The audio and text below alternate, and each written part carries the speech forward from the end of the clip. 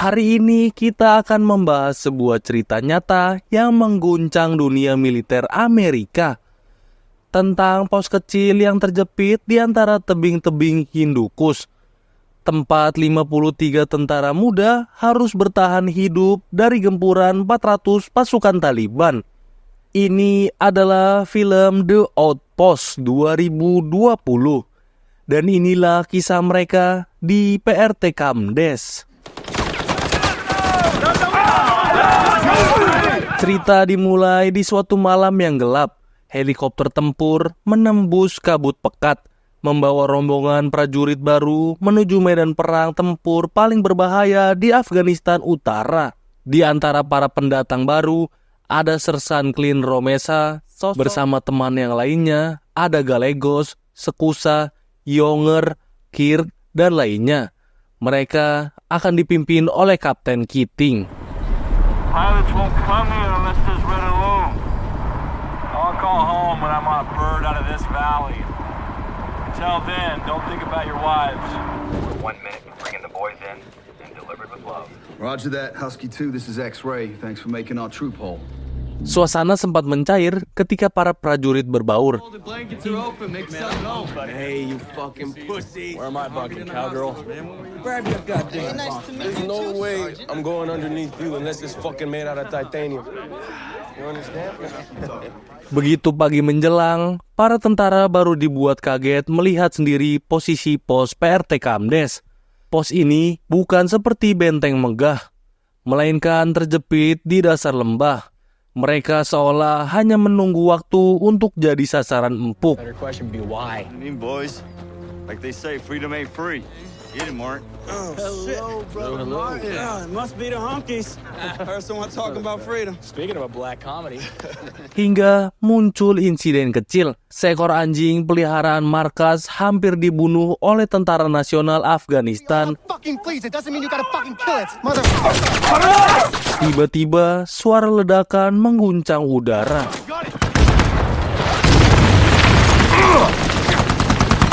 Taliban menyerang dari sisi pegunungan.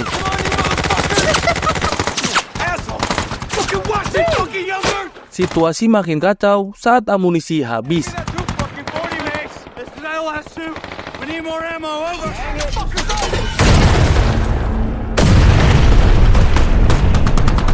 Di tengah tanah berdebu dan bangunan sederhana, Gallegos berjalan cepat ke arah Younger.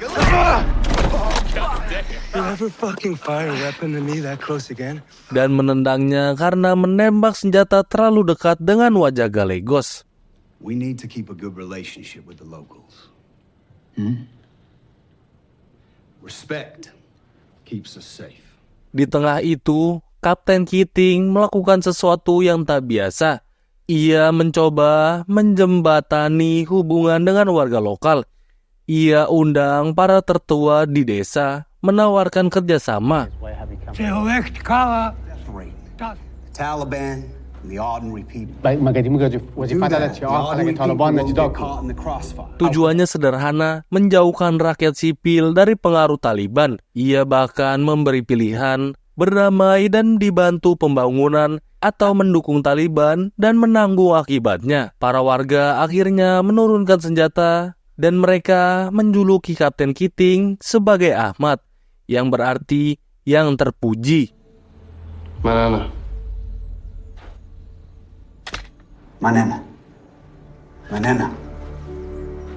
You are a good guest. We will call you Ahmad. Lampu-lampu di pos sebagian dipadamkan. Para prajurit berkumpul dalam diam. Ada yang mengelap senapan, ada yang duduk bersandar di dinding dengan mata kosong, dan ada pula yang mencatat di jurnal kecil. Entah menulis surat, doa, atau hanya mencoba mengingatkan diri bahwa mereka masih hidup. What the fuck? They're good, man. Shit. So are you sure you wouldn't rather have one of the enlisted men behind the wheel? Can't always have all the fun, Bundy. Namun damai di daerah perang hanya sebentar. Di satu misi pengangkutan truk LMTV ke desa Narai, jalan sempit dan terjal menantang.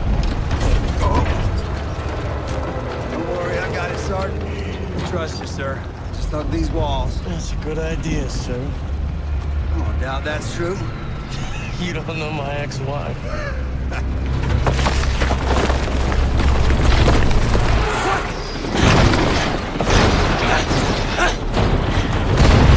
Saat Kapten Keating sendiri yang mengemudikan truk, tragedi pun terjadi. Truk tergelincir, jatuh ke jurang, Kapten Keating tewas seketika.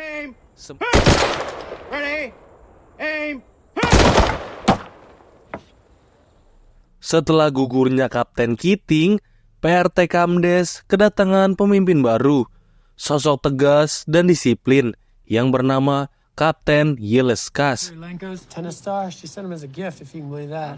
That and the working internet, sometimes. What do you guys deal with here mostly? Yeah, it's mostly aid to the locals. Gunshot wounds when the assholes are firing at us. And in the back is our mortar pit. Sir? Oh, Lockies.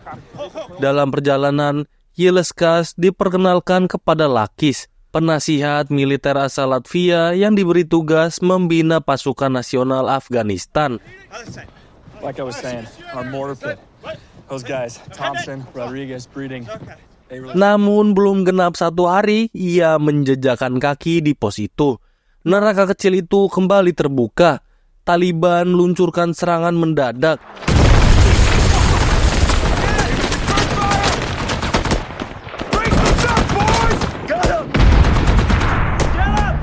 Setelah berhasil selamat, para prajurit melakukan patroli bukit. What you looking at, Sergeant? Seeing what they see. What's that, bro? Dead Americans? Di sanalah Romesa menjabarkan dengan jujur dan dingin Then they start hammering our Stand 2 trucks, armored Humvees. bahwa jika ia menjadi musuh, ia sendiri bisa dengan mudah menghancurkan PRT Kamdes dari atas bukit. Lokasi itu terlalu strategis bagi lawan dan terlalu berbahaya untuk bertahan.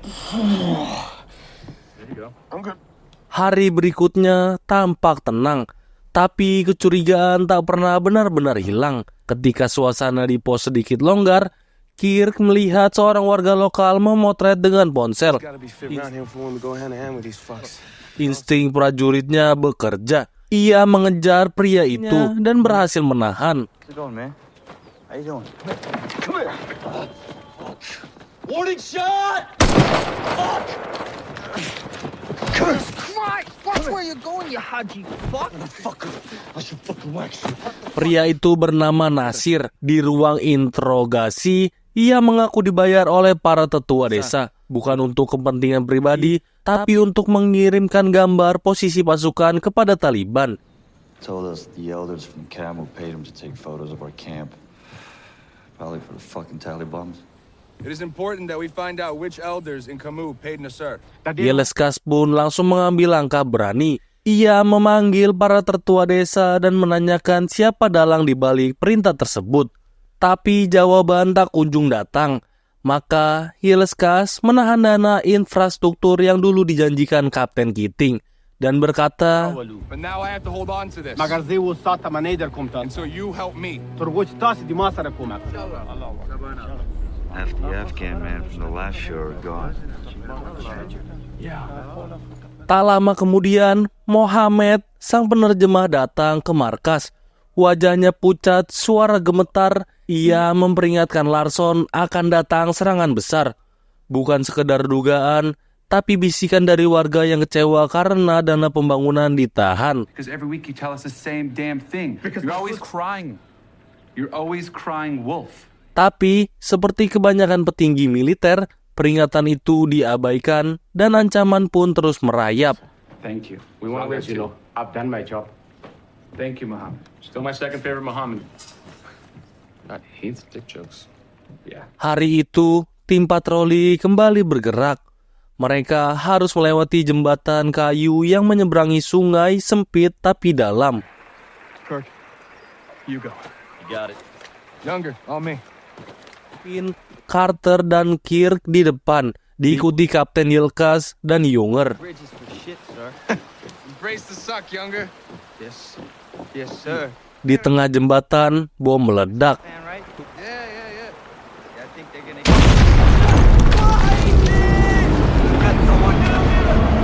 Tubuh Kapten Yileskas terpental dan hancur seketika.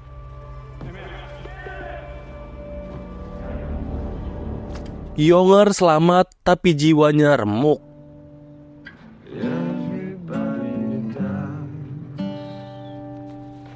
Malam itu ia mencoba mengakhiri hidupnya. Oh, Younger. Tapi Romesa datang, menahannya dan memeluknya dalam sunyi. I feel so fucked up, Sergeant, man. Sergeant, I feel so fucked up. I know. So I need you to make a choice. You gotta get your shit together, or we're gonna get you out of here. Sergeant. Younger, time to go. Letnan Bunderman akhirnya memutuskan Younger harus dievakuasi.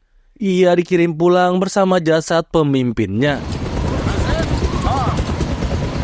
Dan sejak saat itu, komando berpindah ke tangan Kapten Broward. New orders have come down. We're closing this outpost come July. Ia mengumumkan bahwa pos akan ditutup pada bulan Juli. July, huh? Good night. Keesokan harinya, Malik, salah satu pasukan nasional Afghanistan, menemukan kartu pemilu di lokasi ledakan. It's an Afghan voter ID card, sir. It was at the bridge where Captain Yeskas was targeted. But I can saddle up the men. Find him. Absolutely not. Romesa ingin bergerak cepat menyisir desa-desa, tapi Broward menolaknya. Private, Sir? let's get this to the burn pit. Yes, sir. Hari berganti, saat langit tampak damai, serangan mendadak kembali terjadi.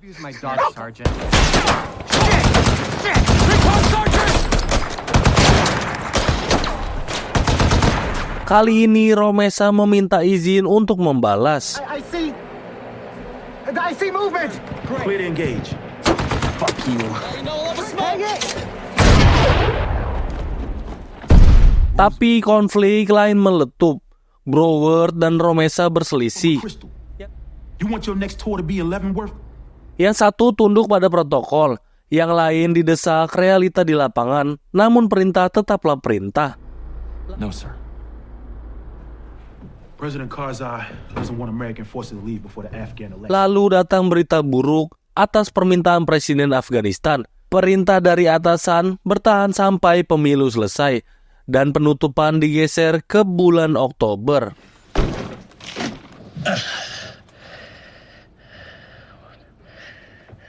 Let's get them to the burn pit.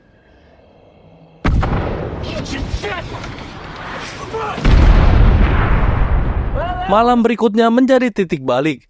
Ledakan mortar mengguncang pangkalan.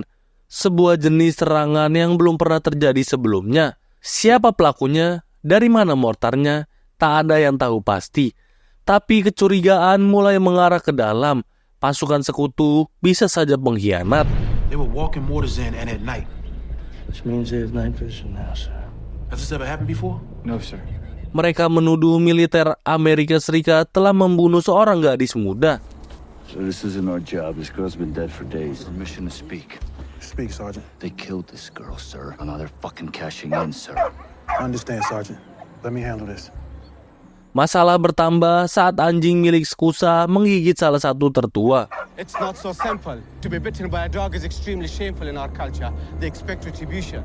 Broward tak ingin eskalasi, maka ia menembak mati anjing itu dengan tangannya sendiri. Oh, fuck! What the fuck? Dan memberikan kompensasi walau hati pasukannya koyak. Pay this man from the commander's discretionary fund. I've been relieved of duty, gentlemen. Bird's going to get me out of here in a day or two. Tak lama kemudian, kabar datang. Outpost Keaton, October 6th. Kapten Broward dicopot. You're in charge until then, Lieutenant. Pos akan ditutup Oktober. Untuk sementara, Letnan Bunderman ditunjuk sebagai penanggung jawab. Ia memberi satu perintah tegas. All right, none of this gets talked about in Skype. Radio, emails, nothing. Check? Just arrived. Dan akhirnya, tibalah pagi 3 Oktober 2009. Langit masih biru, matahari belum tinggi, tapi ketegangan sudah mencekram. Mohammed berlari ke pos, wajahnya panik, nafasnya tercekat. Ia berkata, The Taliban's are here!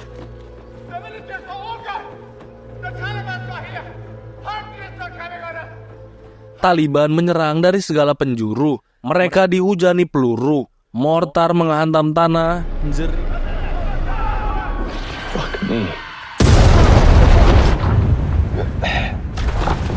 Prajurit yang masih tidur terbangun dalam kekacauan. Bunderman memerintahkan tembakan balasan. Tapi Thompson, penembak mortar tewas tertembak. Mortar tak bisa digunakan. Look at these Afghan cowards! We gotta get to Larson. Permintaan bantuan udara dikirimkan, tapi cuaca buruk menunda bantuan selama 2 jam lebih. Easy there, mate. It's gonna be a long fucking day.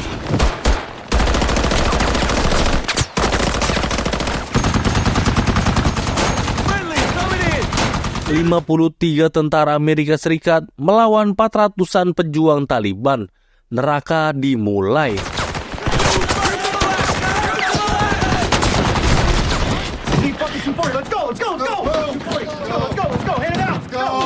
Romesa tahu jika Taliban berhasil menembus gerbang, segalanya tamat. The machine gun is on its way. X-ray, we gotta move. We gotta get to the front gate now. They're right on top of us.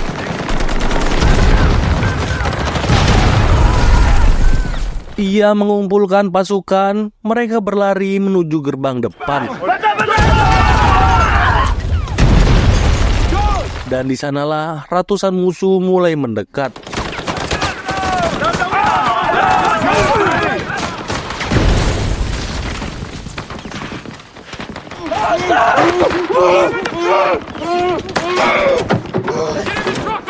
Helikopter pembom B-1 muncul dari balik awan, menghancurkan pasukan Taliban dengan api neraka.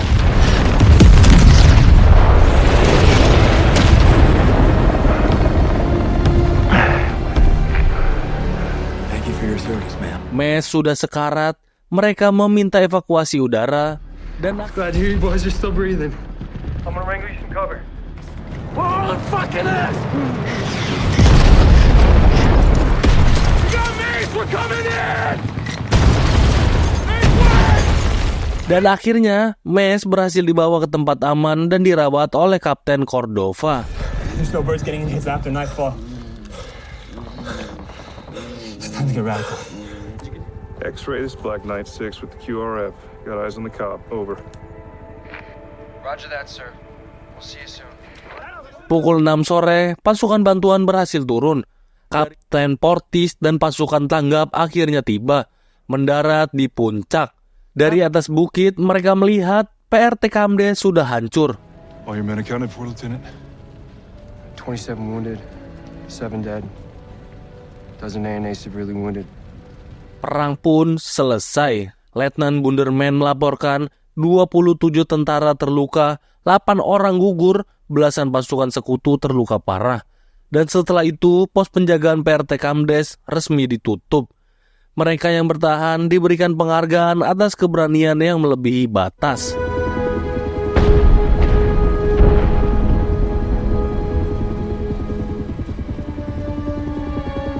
Jika kalian menyukai cerita ini, jangan lupa untuk like, komen, dan subscribe.